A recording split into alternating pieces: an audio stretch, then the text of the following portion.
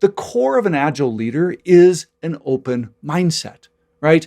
Open to possibilities, open to new pathways, open to other perspectives, open to even being wrong. What does it take to become an Agile leader? Welcome to another episode of ReLearning Leadership, where we explore a specific leadership challenge and break it down to help improve your leadership, your organization, and just possibly your personal life. I'm Behrens, and today I want to explore the core of what it means to be an Agile leader and how to become one. Sound interesting? Great. Well, let's dive in. Now, agility is a competency of change and adaptation.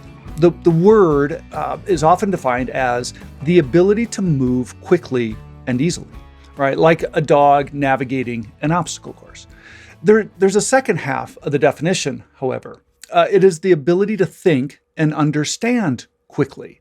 So agility really has both movement and thought, right? Those two combined. And it's actually the thought that I believe is more valuable. Why?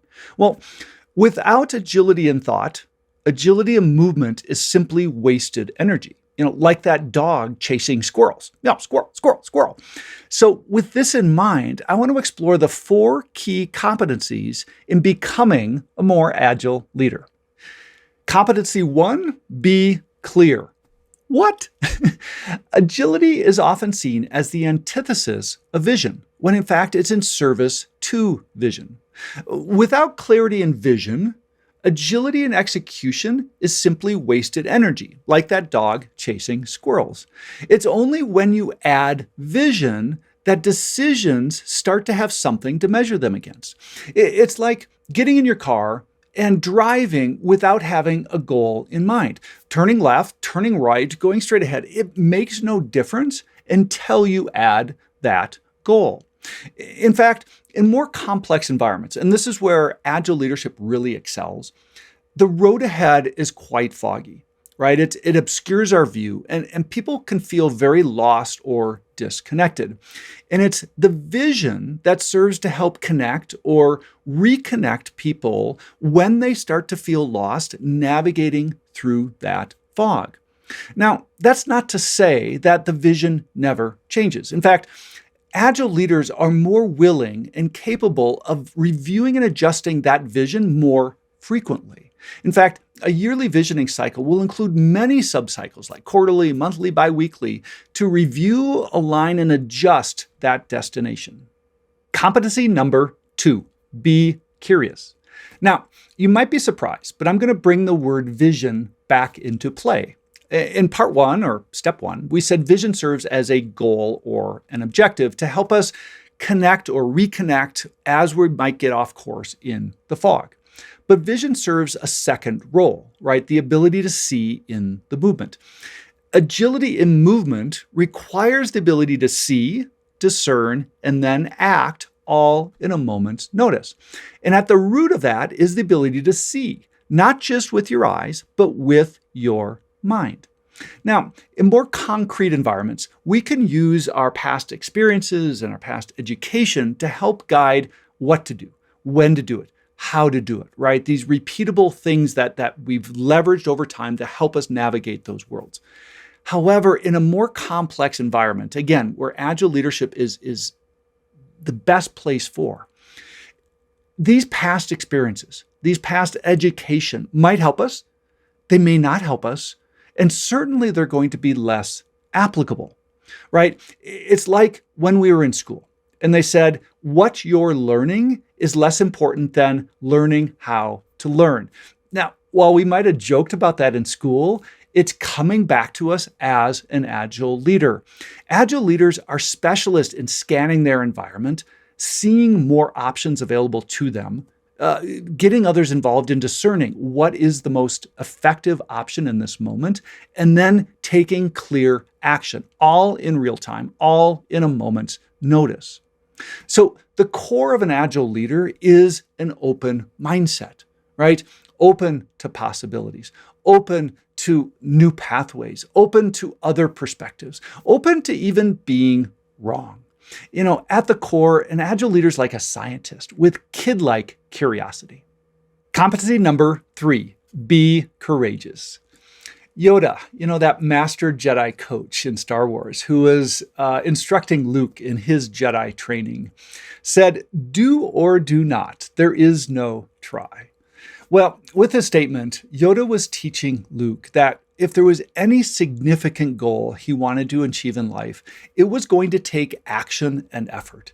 It simply wouldn't happen by thinking about it or just waiting for it to occur, right? And this is sage advice for agile leaders operating in complex environments. In very concrete, clear environments, we can use common steps, repeatable, write down tasks, follow procedure and process to accomplish particular goals, right? These are repeatable, automatable systems.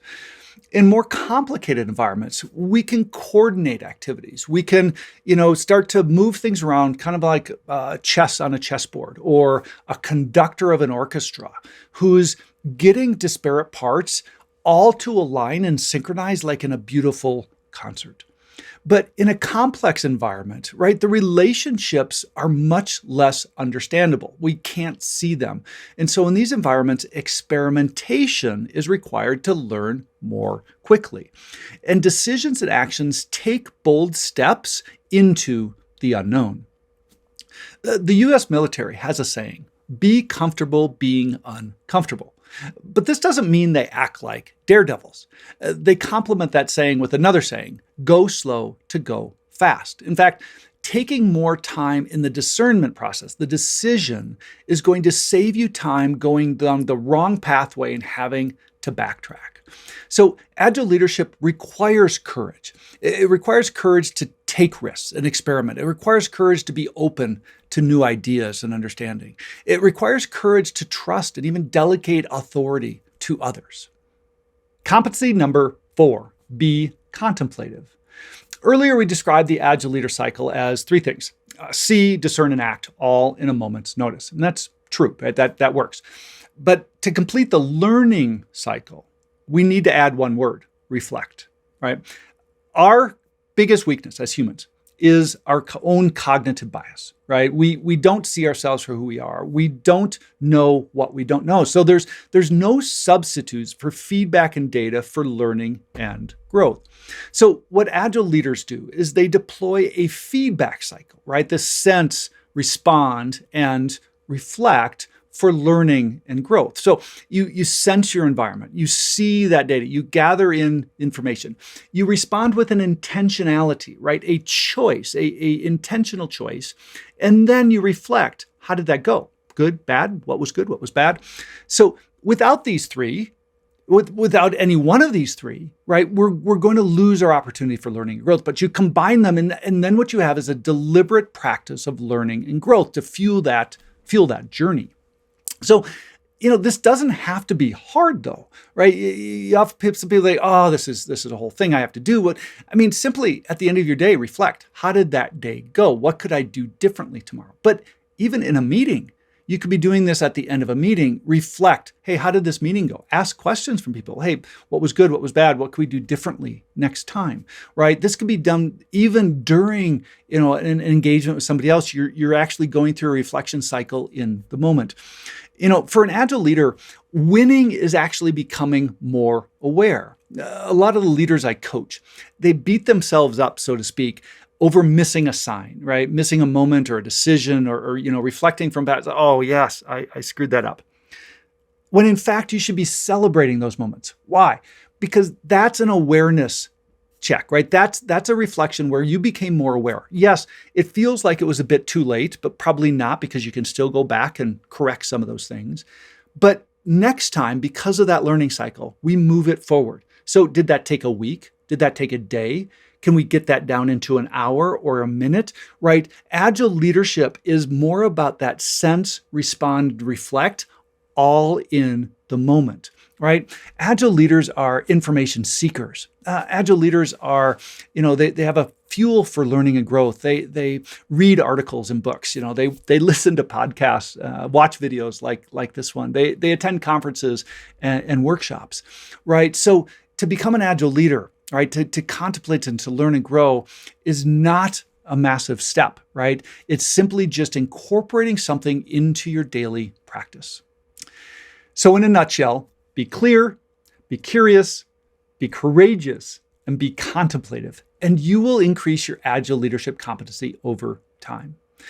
And it's going to take time. This will not happen overnight. In fact, you're going to fail more than you succeed. It requires repeated practice.